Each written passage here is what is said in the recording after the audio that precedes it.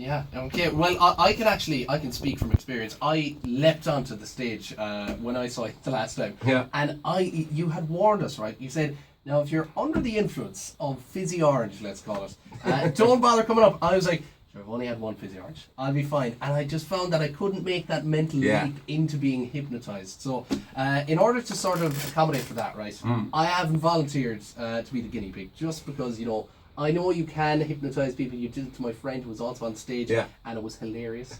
I think you called his mom or something like that on his phone, and it was hilarious altogether. So what I did was convince my work colleague here, very brave, Alan Finn, to come into the studio and volunteer to be, I don't know, your guinea pig. You can do whatever you are able Brilliant. to do. So This is not what I signed up for. Brendan! we'll have a bit of fun, Alan. Actually, both of you are going to get involved in this, so I'll spring that on you straight away. Great, you're not getting away with this. No. You're not getting away with this at all. So I'm going to give you a card and a marker each. And in a few moments, the theme of the show is out of control. So for me, what is out of control? Well, I suppose if I blindfolded you, you would technically be out of control because you can't see. So I thought about that for a while. And in a few moments, to be fair to you guys, you're going to blindfold me, Alan. Okay, and we know it's probably, looking at you, it's probably not the first time that you've blindfolded somebody. So you should be pretty good at this. But I've got the stickiest tape known to man. It's gaffer tape or electrical tape, some people call it. And people at home will be able to hear it if I can get it started here. It's so sticky, this stuff. And here we go. So you're going to stick this all over my face in a moment.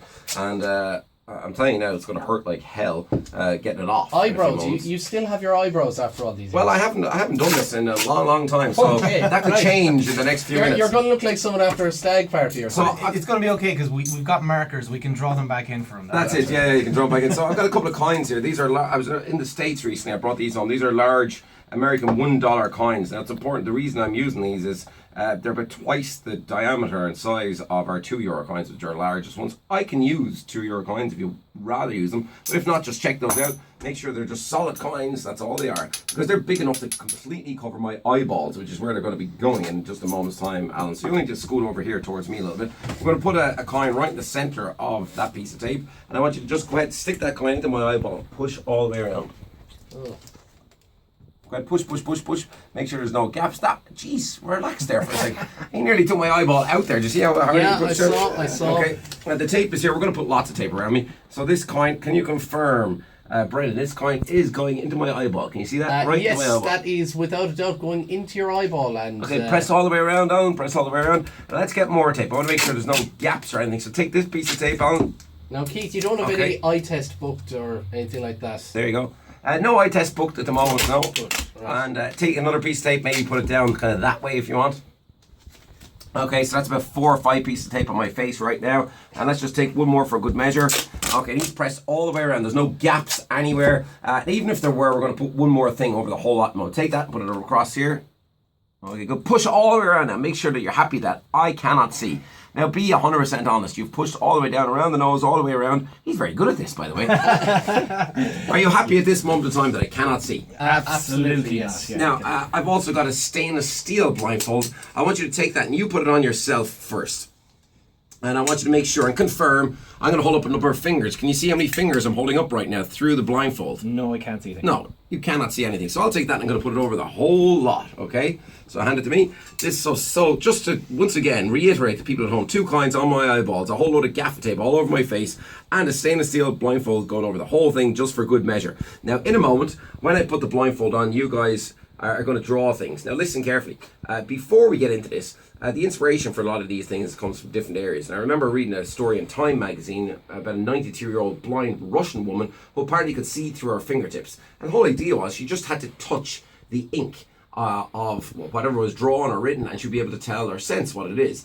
I'm trying to take that one step further. I'm not going to touch the objects or whatever it is that you're drawing, but I will need to hold my hand over just a couple of inches. Once again, this is inspired by her. Now, it's important also, I do want to say, for you guys, there's a friend of mine, Jose's in the room. Jose's going to turn his back to you while you're drawing as well, so he can't assist me or anything. Blindfold on. Now, guys, don't draw a house, a tree, or a car. Don't draw a house, tree, or car. They're too obvious. Okay, Right. draw something a bit more interesting than those, because you were going to draw one of those, Brendan, weren't you? I was probably going to draw all 3 of them. Yeah, so don't do any of those. Do something a Okay. little bit more unusual. Start drawing now. Try and fill the pieces of paper as big as you can.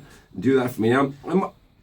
And the reason I said don't think of a house tree or car, we're all pattern followers and pattern seekers. Like if I told everybody out there listening right now to think of a piece of furniture, everybody think of a piece of furniture. Most people, not everybody, most people are thinking of a couch or a chair. That's how we think. So that's why I wanted you guys to draw something a bit more unusual. I'll just give you 5 more seconds to finish drawing.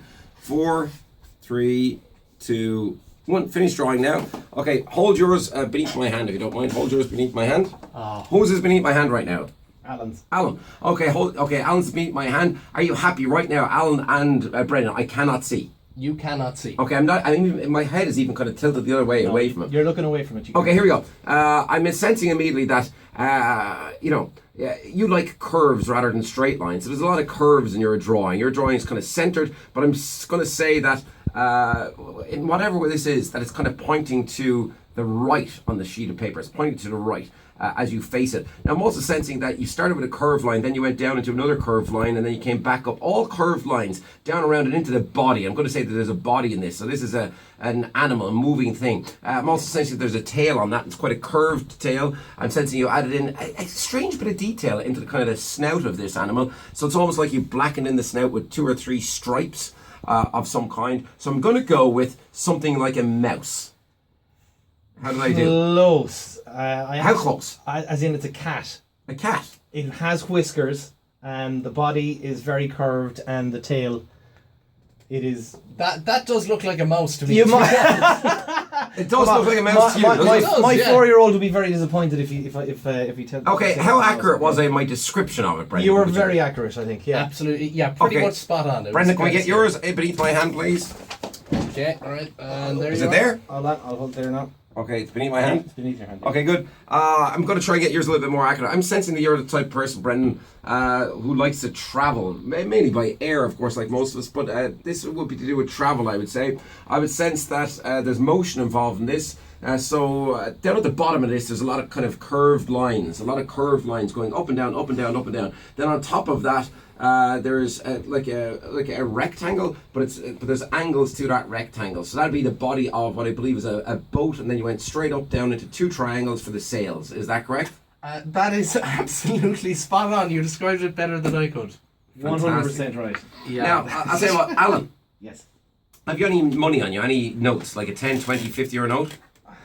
Yes, I do. Do you want me to spot you, Alan? You No, alright? I'm okay. I got Okay, hold it on my hand there, over my hand. Good.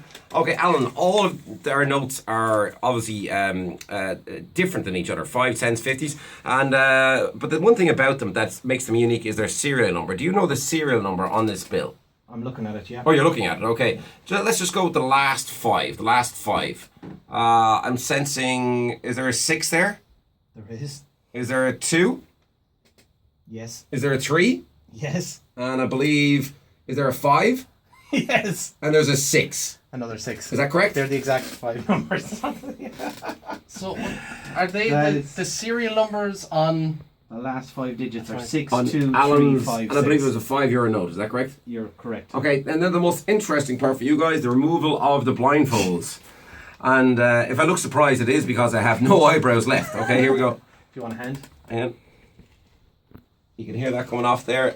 Is that coin still in my eyeball there? Yeah. Yeah, there it is. And the other one right there. There you go. And the eyebrows are still there too. And I'm still here. It's a new beauty treatment. The Keith Barry exclusive. I'll need some moisturiser later. Having done that, let me tell you. Wow, absolutely spot on. Now, Yeah. you have sufficiently freaked us out. Now, do you want to stay on to another bit? Sure. Okay. Yeah, Let- excellent. Let's Right. do it. We do it now or after the ad Do break? you know what? We need to take an ad break, and I think the B and Alan need to sort of put our minds back together because they are completely blown at this moment in time. If people are wondering at home, they're like, I want to see it. There is a video being recorded as well. And if you want to see it live, December 5th in the INEC, out Yeah, of control. that Get on too. stage yourself. Yeah, exactly. Right, we're going to take a break. More Keith Barry on the way next. Radio Kerry. Jeez, that's a weird looking.